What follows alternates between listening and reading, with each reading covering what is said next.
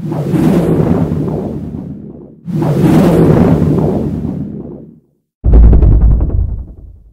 for coming out and doing this. My pleasure. I want your audience to know that I'm very happy with Get a Life, and it's on July 28th on Netflix. So there's an obvious irony that comes with you, after all these years, answering fans' questions. You're such a remarkable interviewer yourself, being able to kind of turn the tables on them and now ask them the questions. What were some of the most interesting things that you learned by kind of quizzing them? You're talking about the actors of Star Trek? You're talking about the fans of this documentary. Oh, the fans of the documentary. There are innumerable interesting stories, fascinating stories. Each individual coming into the building would have a story that would be worthy of filming. The problem I had was time and the lack of ability of going into background. I would be able to get the surface, and then 3 interviews down the line, I think, God, that was a question I should have asked that, and I've missed it. So, as you all know, as journalists, you all know, oh, God, I wish I had asked them that question, but it's gone. Yeah. And so then when I see it on the screen, I think, oh, if I'd only done more background or sent a camera with that person. So in some instances, I did send a camera back with the person and backtrack and got footage as though it had happened before they came to the convention. But that's the difficulty of shooting a documentary like that. I'm discovering things, and when I add to my knowledge, I think if only I had had that knowledge, I could have done a better interview with the person I talked to 2 days ago. Yeah.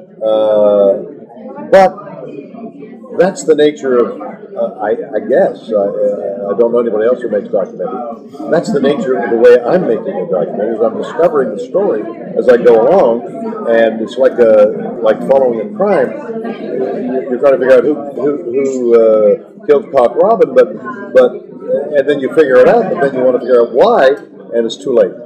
And I found that on all these this is about the 4th one I've made, that it's about the 3rd day I realize what the story is. Up until then, I'm kind of fumbling. Well, hi, what are you doing? What are you doing? We'll do 2.5 days of that, and then on the 3rd morning, I wake up and think, God, this is where I need to focus the story. And I've lost 3 days because I didn't have the focus. So I'm rushing now. I know what the story is. Here we go. Let's get that done. And it's both exciting and depressing at the same time.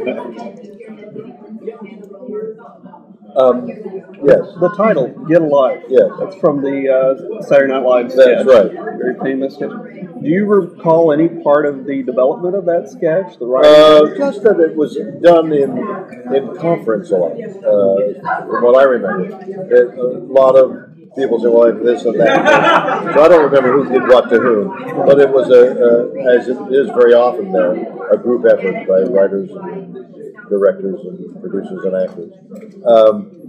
But then I wrote a book called Get a Life, and I concluded that they were coming to see each other, which they were, having renewing old friendships and things like that. That was the conclusion of the book. The conclusion of the documentary is far deeper, and it's on a sociological, cultural level, that most of the people who come, if not all, the people who are coming to the convention don't even understand themselves. And I hope that when they see the documentary, they will have a self-realization, a moment of, wow. Again, as I was saying, if I could go back, I would follow this kid more. There's a young man by the name of Dave, He called himself Captain Dave, and he was suffered from Lou Gehrig's ALS, and he graduated every convention. He got a little bit worse, but he was supposed to die when he was 15, and I haven't wanted to say this to take the emotion out of it, but since we're playing it on the 28th, he died this year, and we went to his home, spoke to his mother, and his mother said he lived 15 years longer because of his passion for Star Trek. But even before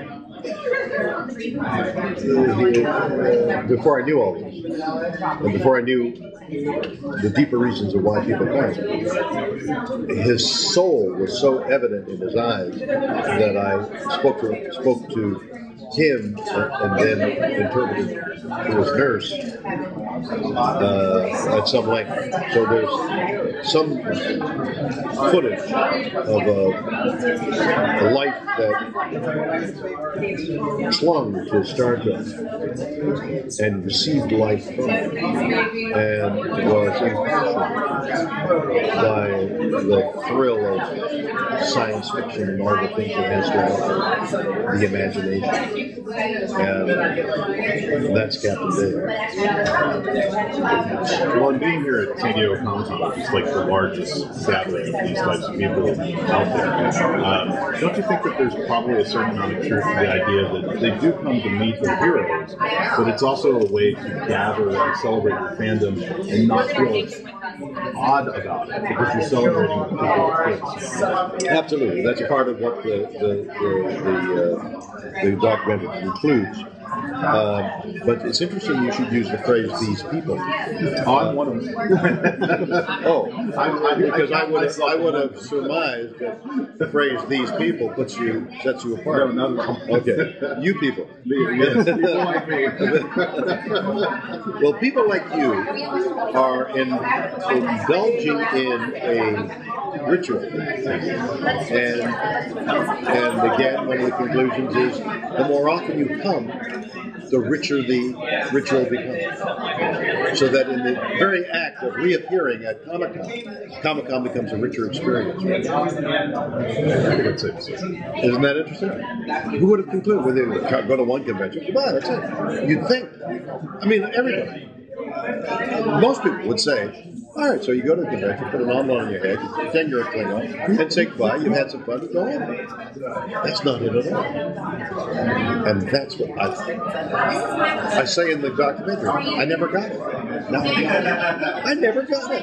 How is it possible, for all these years, talking like I am talking to you, to 15,000 people, I never got it? Last question. I asked them the question. They don't get it either. They don't understand what they're doing here. They just know that there's an appeal, and it satisfies something deep inside them. Yeah. And that's enough. I guess it's like sex. or nonsense. However you want to look at it. Thank you, everybody.